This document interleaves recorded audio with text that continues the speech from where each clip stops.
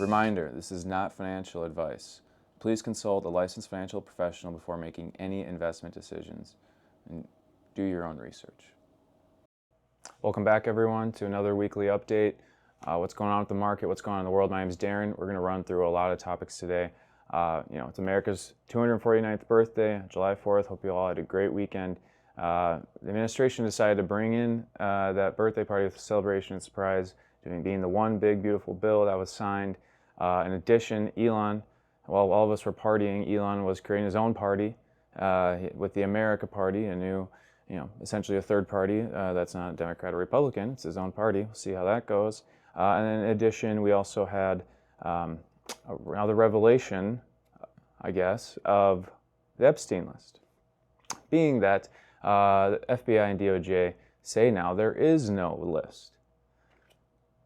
That being said, we're going to cover all those things, what I'm thinking, what's going on with that, what's going on with precious metals, how are they responding to the one big beautiful bill, what's going on with the debt, how are people responding to that, the fact that we're going to be increasing it from an estimate of $3 to $5 trillion over the next 5 to 10 years.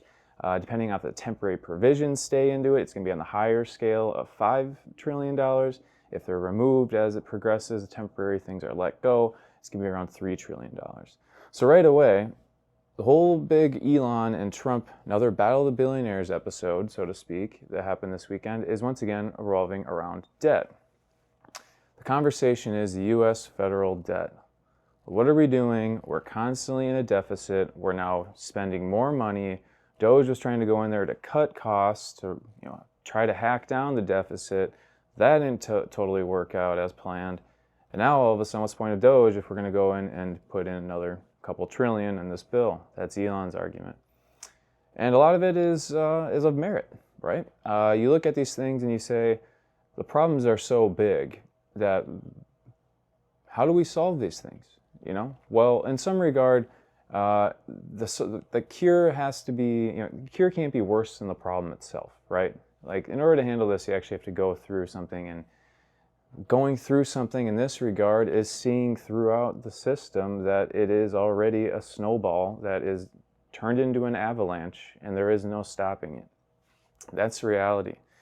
The one thing that Elon really has an argument over is just the matter of raising the debt ceiling again, to push through this bill. Well, guys, the debt ceiling was raised 11 times under Obama, several times under Biden. It was never a problem before. But guess what? In terms of the narrative and the conversation, it is a major problem now. Well, why is that? It's because the debt is becoming something so insurmountable and so ludicrous that there's no way to solve it. But it was an issue before, and now it's a big problem. What do we do? Well, that's why we sit here in the precious metals industry and we're looking at it and saying, well, if there's one transferable asset out of this system into a new system, whatever's going to happen past this, once this avalanche hits, gold and silver has been money for thousands of years. This is not the first time a fiat currency has gone to zero in terms of valuation, or an empire has essentially collapsed on itself like a house of cards. Anytime that happened throughout history, thousands of times, they always went back to gold and silver to do the accounting of the chaos that just unfolded. So we sit here and say, get transferable assets. And our new argument is with Bitcoin and blockchain technology. A lot of it is kind of, and I look at it as like a marriage between the two is the perfect solution. We're not going back to the gold standard. There's a lot of problems with that we'll get into in another video. But the reality is we're going back to the future. Great Scott! That's what I believe. Using gold and silver essentially to become a monetizational asset that really does add credence to the dollar. A lot of those conversations are already taking place in this space. We're going to talk about them in future episodes, but not this one. That being said, the debt, if we look at the debt, the graph, the only thing this resembles in my brain is we were in grade school, right? And we're in math classes in 6th, 7th, 8th grade, whatever, and we're talking about algebra. And everyone laughed and joked and said, when are we ever going to use this stuff? Y equals x squared, for example. Well, when I take a y equals x squared exponential graph, and I compare it to what's going on with the federal debt system and the U.S. debt graph, There's a lot of similarities. Because the debt is essentially insurmountable, there's interest bearing on it, it's never going to end. They have to keep printing money in order for all the bills to be spent, in order for all the social responsibilities of the government to fulfill the promises they have, not to mention the unfunded liabilities they have with Medicaid, Medicare, and the Social Security system, and all these things. I mean, we're looking at this debt and saying, this is not slowing down. It can't, and that is by design. That is how the system is meant to operate. Well, is the issue the system or the policies? Is it total negligence of it, or is it the politicians of just allowing this to perpetuate? Or is it done intentionally because there's no other way to navigate this unless you go to a new system entirely? But when you look at these graphs, you'll find that, let's just go back to algebra, the simple graph. Y equals x squared. Y is our debt. Right? The vertical line, y is our debt. X is time.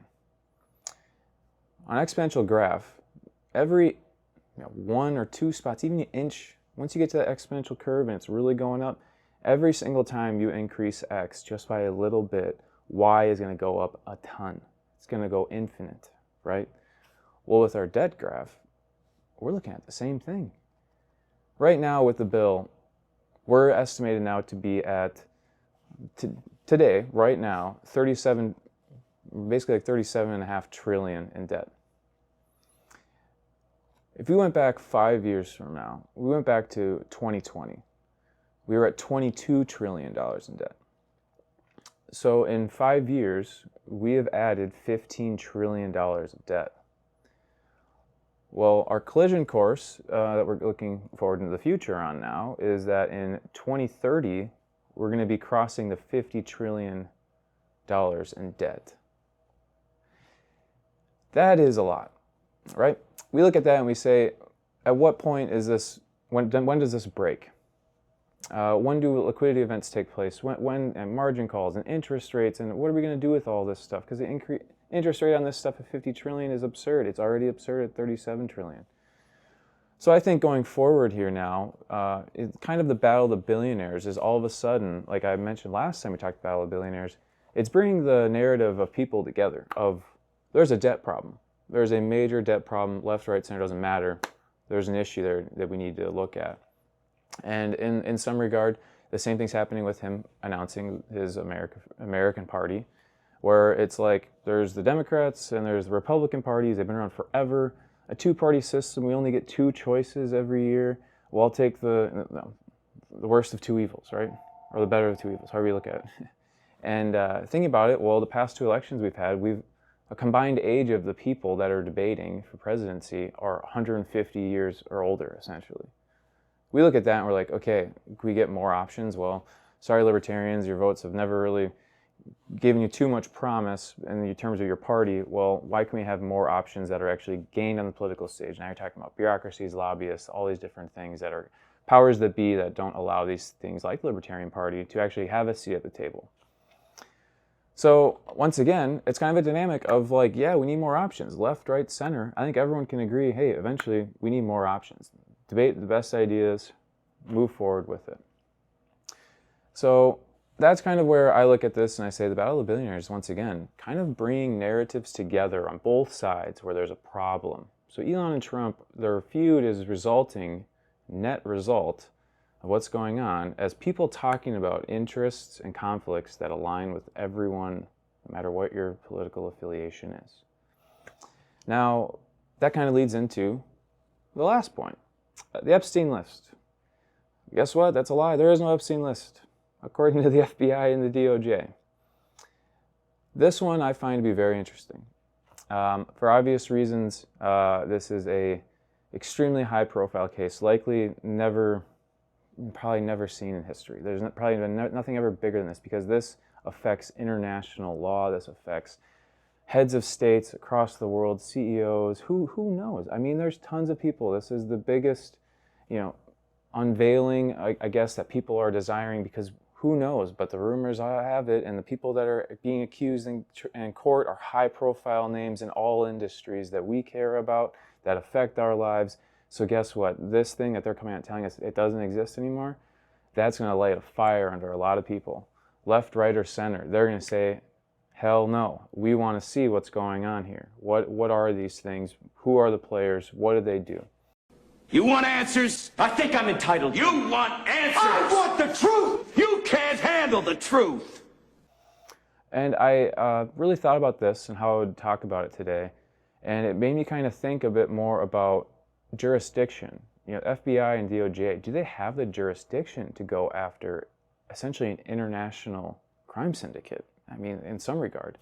And you look at it and you say, well, the only time that this is kind of developed as like an international law, you know, call it a platform or a way, a process for diligence and prosecution to take place, was the Nuremberg trials after World War II. You know, we look at this, we say this was essentially the code for international military tribunals was effectively birthed. This is where it all started in terms of how do you attack something that is a multinational organization that has conducted crimes against humanity? How do you go after people that have conducted these crimes? So I kind of look at this FBI DOJ thing as like narratively, it's going to light a fire under us and really have the public fever of, hey, no, public's mandating that we see this. You know, we deserve to see this. This, you know, who is involved in all this?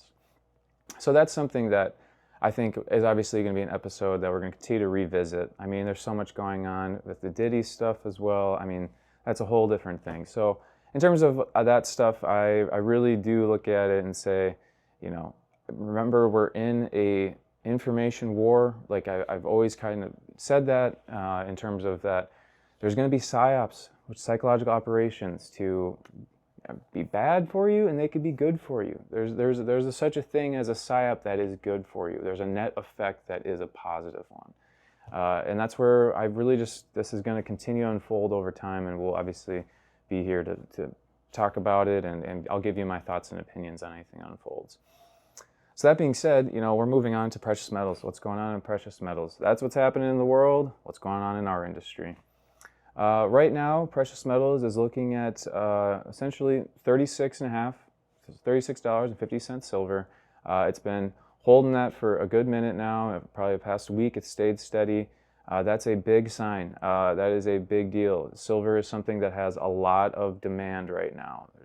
The supply is available still, and I wouldn't call it a shortage of any regard, but there is pressure happening. It's happening all across the globe. So many people are, in terms of banks, in terms of sovereign nations, are starting to get into this market, and they're looking at silver as an option in addition to gold.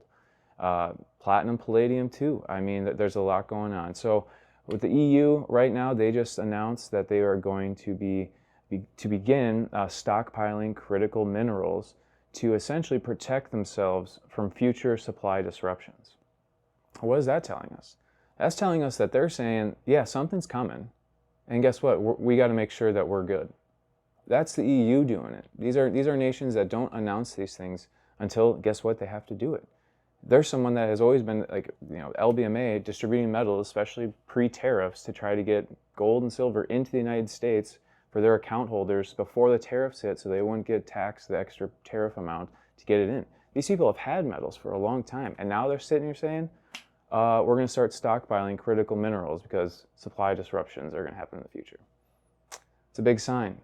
I look at these sort of things and I say, don't listen to what they say. Don't listen to what they say. Listen to what they do and watch what they do. That being said, there are a lot of people moving into this market. One I want to highlight is David Bateman. He is a billionaire tech guy that has been all of a sudden put himself into the front of the monetary, narrative war. He is buying millions and millions of ounces of gold and silver, some platinum and palladium, and this guy is essentially declaring war on the financial system as it is and saying, hey, I'm someone with influence, I've got money, I'm protecting myself. I'm going to do this, and I'm going to start sharing it publicly. I'm going to show you the stuff I'm buying, and check out this photo that he shared. You are looking at 1,000-ounce Comex industrial silver bars, and he has almost what appears to be a warehouse full of them. This guy is not buying into ETFs. He is not buying the paper and silver gold. This guy is buying physical silver and gold. When you see billionaires and people with large amounts of wealth starting to look at this and they start coming into this market, there is only so much to go around. When these things happen, that's when we start talking about pressure and eventually shortages. That's where right now with nations buying it, the situations with debt going on narratively, the mistrust or what's going on with the DOJ and FBI and the Epstein List, all of a sudden everyone's like, I don't trust anything. I don't trust what I'm seeing. But once you have physical silver and gold, they look at it and say, oh, I trust this because I hold it in my hand. It's a real asset. It's something that if you don't hold it, you don't own it. And guess what? I own it. And I think that's going to be a fever pitch that's going to be hitting in a big way very soon. Moving forward, I am going to give a prediction for this month and the next coming months. I think right now there's going to be a lot of narratives around the Federal Reserve. I think a lot of it's going to be critically looking at the Federal Reserve. We've just spent all this money. Are interest rates going to go up? Are they going to go down? Are we going to nominate a new Fed chair? What are they going to do? How does this affect the markets? Our interest rates, with the bill of spending, we saw a lot of green in the market. How are the markets going to start responding with new bills, so to speak, or liquidity events? I mean, there's a lot of situations going on, like we talked about with commercial assets, commercial real estate assets. So that's my prediction, is just that there's going to be a lot more conversation revolving around the Federal Reserve, our Fed system, the debt, the interest, all of it. I think it's going to become a boiling point soon. For a long time, this has been an issue that's been ignored. And now it's everyone's issue. And that's something where the buck stops here. I think that's why Trump's accelerating right now. He is accelerating the debt in a big way because eventually this thing's going to fall. And in his regard, I think he would much rather it fall under him than someone else. And guess what? We've never had anyone that would be willing to do that. And he'll take the brunt like that. He takes everything else he does. So that being said, precious metals, very bullish outlook.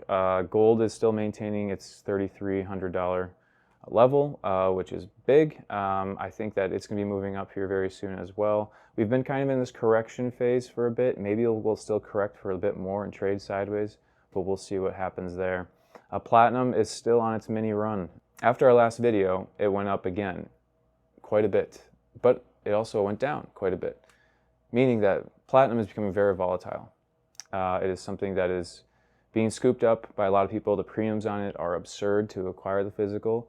That's likely because of the rarity of it, like I talked about last week. So that being said, there's a lot going on. There's a lot of interest right now in precious metals from small buyers and big buyers, because a lot of people coming in, scooping up gold. A lot of people coming in, scooping up silver. All of it is, in some regard, in your wheelhouse, depending on what you can afford and what you're looking for. So that's where it's very accessible, and it's a very exciting time. For us, that would be. Who knows what's going to take place with the rest of this stuff, but very exciting for anyone that's in the precious metals industry. That being said, I think that's going to wrap it up. Yeah, nothing else to talk about.